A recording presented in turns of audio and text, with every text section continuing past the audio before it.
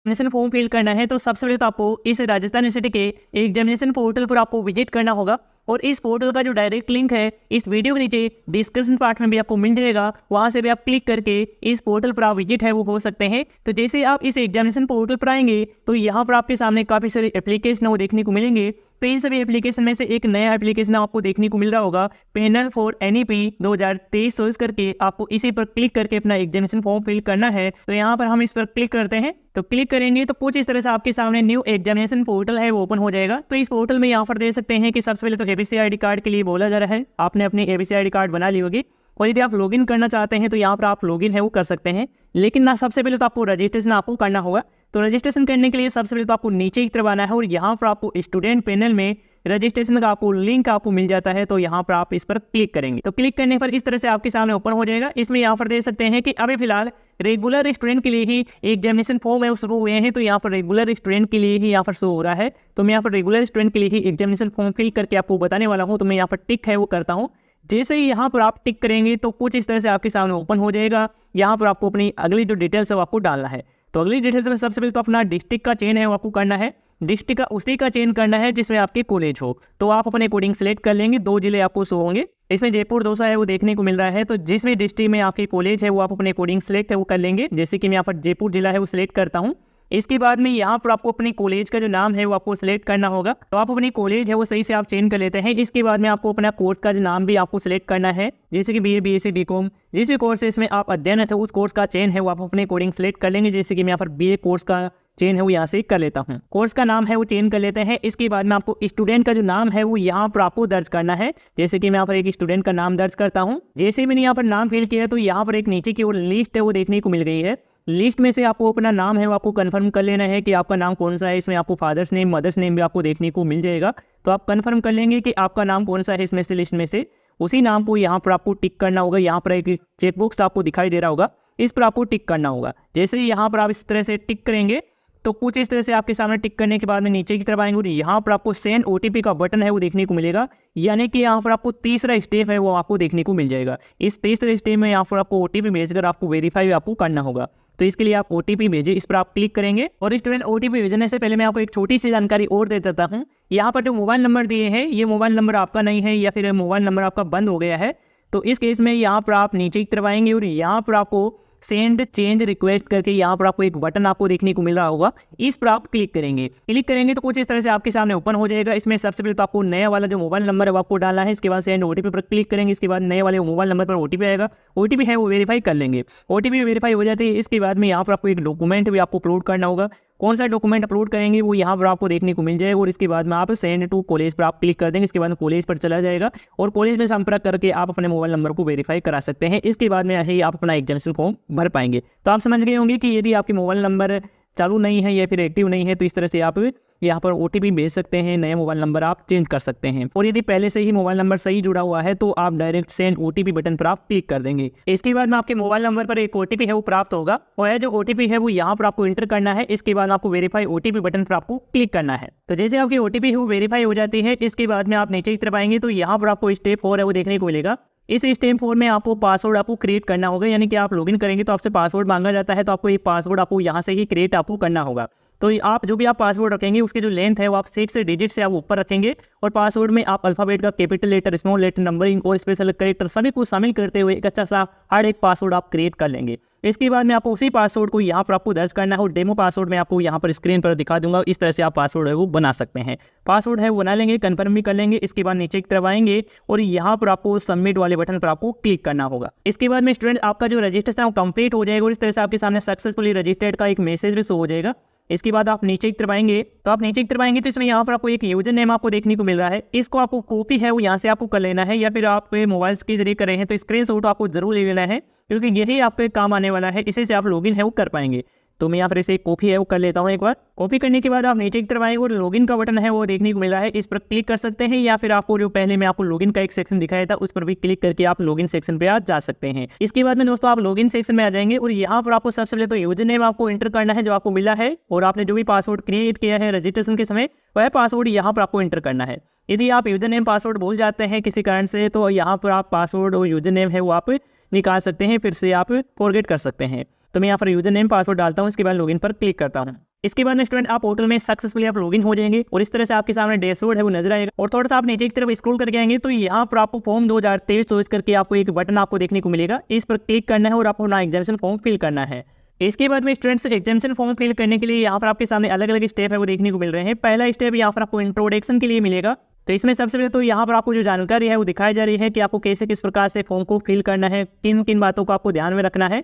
तो एक बार पढ़ लेंगे, इसके बाद नीचे की तरफ आएंगे और यहाँ पर आपको नेक्स्ट का बटन दिखाई देगा, इस पर आप क्लिक करेंगे। नेक्स्ट पर क्लिक करेंगे तो सेकंड स्टेप ओपन होगा। इसमें आपको अपनी एबीसी आईडी को वेरीफाई है वो आपको करना होगा। तो यहाँ पर आपको एबीसी आईडी कार्ड है वो आपको डालना है, नंबर आपको डालना है। इसके बाद आपको वेरीफाई माई एबीसी आईडी पर आपको क्लिक करना होगा।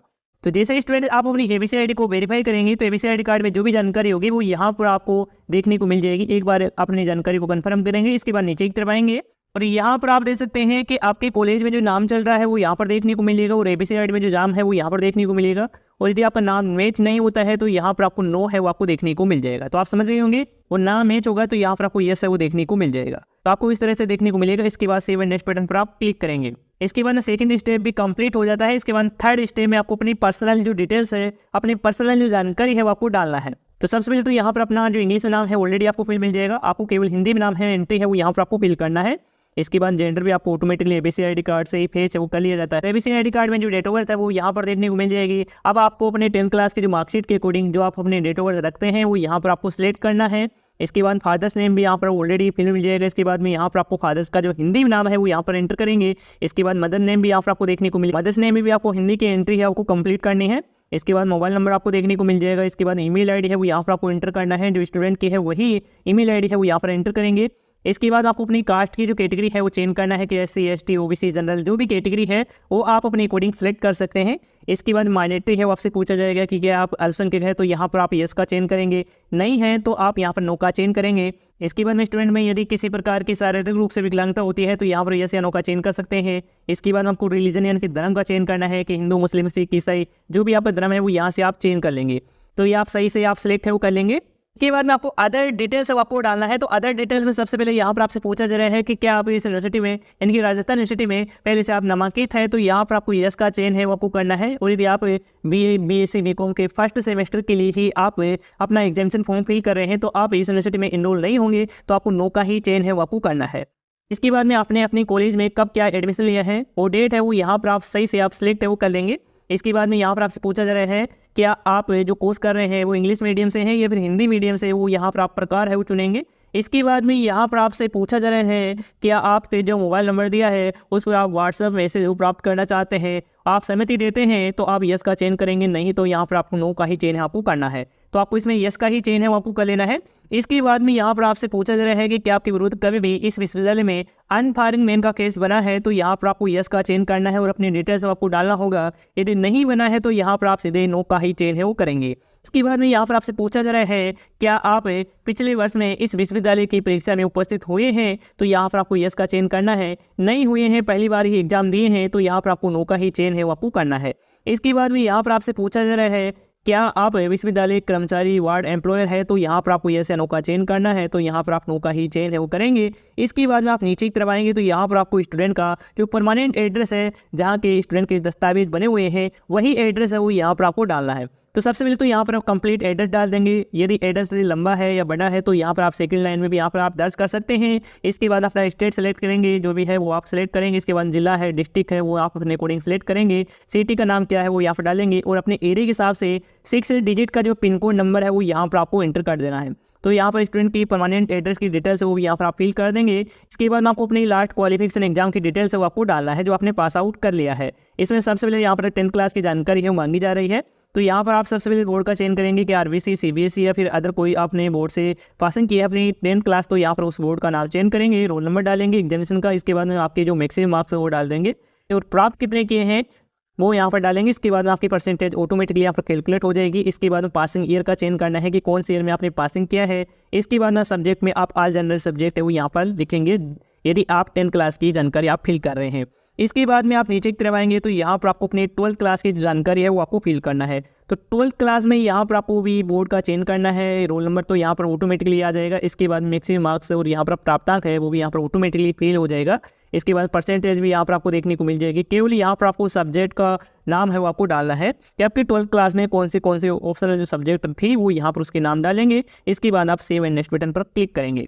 इसके बाद में स्टूडेंट्स आप अगले स्टेप में आ जाएंगे। इस स्टेप में यहाँ पर आपको फर्स्ट सेमेस्टर की जो सब्जेक्ट है, सब्जेक्ट कॉम्बिनेशन है वो यहाँ पर आपको देखने को मिल जाता है। तो यहाँ पर आपकी जो भी सब्जेक्ट है, जो भी आपको कॉलेज के द्वारा दी गई थी, उसी सब्जेक्ट का चेंज है वो आपको करना है। जैसे कि इसमें यहाँ पर आपको सबसे पहले तो लिटरेचर सब्जेक्ट है वो देखने को मिल रही है, हिंदी है तो यहाँ पर हिंदी देखने को मिल रही है। और इसी तरह से यहाँ पर थ्योरी में यहाँ पर सब्जेक्ट है वो देखने को मिल रही है। जो भी है वो यहाँ से आप अपने अकॉर्डिंग सेलेक्ट कर सकते हैं। और यहाँ पर प्रैक्टिकल की सब्जेक्ट आपको देखने को मिल रही है। तो इसमें फर्स्ट सेमेस्टर में इंग्लिश और हिंदी 2 कंपलसरी सब्जेक्ट हैं, इनकी एग्जाम है वो ली जाएगी आपकी बार। और सेकंड सेमेस्टर में इन्वायरमेंटल और कंप्यूटर का एग्जाम है वो लगेगा। तो इस तरह से आपके 4 एग्जाम कंप्लीट है, कंपलसरी एग्जाम है वो कंप्लीट करवाई जाएगी। तो यहाँ तक आप सब्जेक्ट का चेंज करने के बाद आप नीचे की तरफ आएंगे तो यहाँ पर आपको स्किल कंपलसरी कोर्स की यहाँ पर सब्जेक्ट है वो देखने को मिलेगी। तो जो भी आपके कॉलेज में लागू होते हैं वो यहाँ से आप इसमें से चेंज करेंगे। नहीं पता है तो आपको अपनी कॉलेज से ही आपको संपर्क है वो कर लेना है कि कौन से सब्जेक्ट का चेंज करना है। इसके बाद में कॉलेज के द्वारा आपको बता दिया जाएगा कि यह सब्जेक्ट आपको सिलेक्ट करना है। इसके बाद में यहाँ से आप चेंज है वो करेंगे। आपको गलत सब्जेक्ट का चेंज है वो आपको इसमें से नहीं करना है। इसके बाद नीचे की तरफ आएंगे तो यहाँ पर आपको वैल्यू एडेड कोर्सेज का जो सब्जेक्ट है वो आपको सिलेक्ट करना है। जैसे कि आनंदम है तो यहाँ पर आप आनंदम वो सिलेक्ट करेंगे। इसके बाद में अगला जो स्टेप ओपन होगा, इसमें आपको अपने सभी डॉक्यूमेंट है वो आपको अपलोड करना है। तो डॉक्यूमेंट में सबसे पहले तो यहाँ पर आपके पासपोर्ट साइज में फ़ोटो रहेगी और सिग्नेचर रहेगा। फोटो का जो फॉर्मेट है, सिग्नेचर का फॉर्मेट है, यहाँ पर आप जेपीजी फॉर्मेट रखेंगे, यानी कि इमेज फॉर्मेट में ही ये फोटो सिग्नेचर अपलोड करेंगे। इसके बाद आपको अपने जो 10th क्लास की जो मार्कशीट है वो आपको अपलोड करना होगा। 12th क्लास की जो मार्कशीट स्कैन करके आपको अपलोड करना होगा। मार्कशीट आपको सही से आपको स्कैन करना होगा, या फिर आपको फोटो मोबाइल से कर रहे हैं तो फोटो सही से आपको क्लिक करके ही आपको अपलोड करना होगा। तो डॉक्यूमेंट को अपलोड करने के लिए यहाँ पर आपको एक्शन बटन दिखाई दे रहा है, यहाँ पर आपको क्लिक करना होगा। जो भी अपलोड करना है, जैसे कि पासपोर्ट साइज में फोटो अपलोड करना है तो यहाँ पर आप एक्शन बटन पर क्लिक करेंगे तो इस तरह से आपके सामने ओपन हो जाएगा। तो आपको फोटो अपलोड करने के लिए यहाँ पर आपको इस पर क्लिक करना होगा तो आपकी मोबाइल की गैलरी है वो ओपन हो जाएगी। सेलेक्ट करने के बाद यहाँ पर आपकी फोटो है वो देखने को मिल जाएगी। इसके बाद अपलोड पर आप क्लिक करेंगे। जैसे कि मैंने यहाँ पर एक डेमो फोटो है वो अपलोड किया है तो इस तरह से आपके सामने फोटो देखने को मिल जाएगी। आप अपलोड करेंगे तो यहाँ पर देखने को मिल जाएगी। इसके बाद इसी तरह से आपको सिग्नेचर अपलोड करना होगा। 10th क्लास की मार्कशीट और 12th क्लास की मार्कशीट अपलोड कर देंगे। इसके बाद में आपको सेव एंड नेक्स्ट बटन पर आपको क्लिक करना है। इसके बाद में अगला जो स्टेप ओपन हो जाता है, इसमें आपको अपना एग्जामिनेशन फॉर्म का प्रीव्यू है वो दिखाया जाएगा। तो यहाँ से आपको अच्छे से ध्यान से आपको चेक कर लेना है। यहाँ पर आपको जो भी जानकारी आपने फिल की है अब तक जितने भी स्टेप में वो यहाँ पर आपको देखने को मिल जाएगी। तो एक बार चेक कर लेंगे। इसके बाद में यहाँ आपको नेक्स्ट स्टेप पर आपको जाना है। नेक्स्ट स्टेप पर जाने के लिए आपको नीचे की तरफ आना है और यहाँ पर आपको सेव नेक्स्ट बटन दिखाई दे रहा है, इस पर आप क्लिक करेंगे। इसके बाद में यहाँ पर आपको फीस की जानकारी है वो देखने को मिल जाएगी कि कितने क्या आपको एग्जामिनेशन फीस है वो आपको पे करना है। तो यहाँ पर देख सकते हैं कि टोटल आपको 2130 रुपये आपको पे है वो आपको करना होगा। तो यही फीस रहेगी, यही फीस आपको पे आपको करना होगा। तो इसके लिए आप पे नाउ पर आपको क्लिक करना होगा यदि आप पेमेंट करना चाहते हैं।